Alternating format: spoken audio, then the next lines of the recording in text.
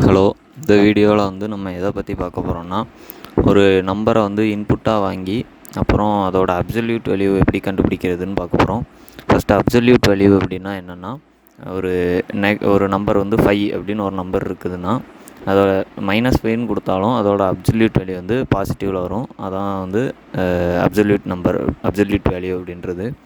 First வந்து நம்ம இதெல்லாம் தெரியும், இன்ட்டு மெயின் வரைக்கும் ஓகே.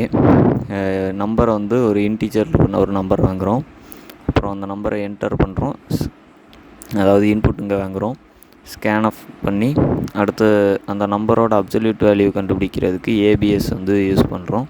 இப்போ வந்து இந்த ப்ரோக்ராமை ரன் பண்ணோம்னா, இப்போ நான் வந்து இங்கே -7 கொடுக்குறேன்னா என்ட்ரு கொடுத்தா absolute value of -7 is 7. Thank you. Hello, இந்த வீடியோவில் என்ன பார்க்க போகிறோன்னா, ஒரு ரெக்டாங்கிள் இருக்குது, அதோட ஏரியாவும் பெரிமீட்டரும் கண்டுபிடிக்கணும்.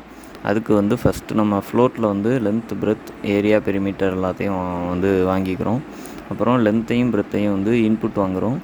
அப்புறம் ஏரியாவோட ஃபார்முலாவும் பெரிமீட்டரோட ஃபார்முலாவும் இங்கே இருக்குது. இப்போ வந்து ஏரியா வந்து பெரிமீட்டரோட பெருசாக இருந்துச்சுன்னா area of the rectangle is greater than the பெரிமீட்டர்னு பிரிண்ட் ஆகும். அப்படி இல்லைன்னா perimeter of the rectangle is greater than the ஏரியான்னு பிரிண்ட் ஆகும். இப்போ ரன் பண்ணிவிட்டு 1 and 2 வந்து இன்புட் கொடுத்தோன்னா perimeter of the rectangle is greater than the ஏரியான்னு பிரிண்ட் ஆகிருக்கு. அதே இது இப்போ 3,6 அப்படின்னு கொடுத்தோன்னா, இப்போ 5,6ன்னு நம்ம வேல்யூ கொடுத்தோன்னா இதுக்கு வந்து ஏரியா வந்து பெரிமீட்டரோட கிரேட்டராக இருக்குது. தேங்க்யூ. ஹலோ, இந்த வீடியோவில் என்ன பார்க்க போகிறோன்னா, ஒரு 3 பாயிண்ட்ஸ் கொடுத்துருக்காங்க, x1 y1 x2 y2 x3 y3ன்னு. இப்போ வந்து இந்த 3 பாயிண்ட்ஸும் வந்து சேம் லைனில் இருக்கா இல்லையா அப்படின்றது தான் பார்க்க போகிறோம். ஸோ வந்து அதுக்கு வந்து ஸ்லோப் கண்டுபிடிக்கணும்.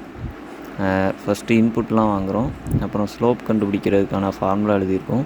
ஸ்லோப் ரெண்டுமே வந்து ஈக்குவலாக இருந்துச்சுன்னா 3 பாயிண்ட்டும் ஒரே லைனில் இருக்குது. ஸ்லோப் ரெண்டும் ஈக்குவலாக இல்லைன்னா ஒரே லைனில் இல்லை. வந்து ரன் பண்ணோம்னா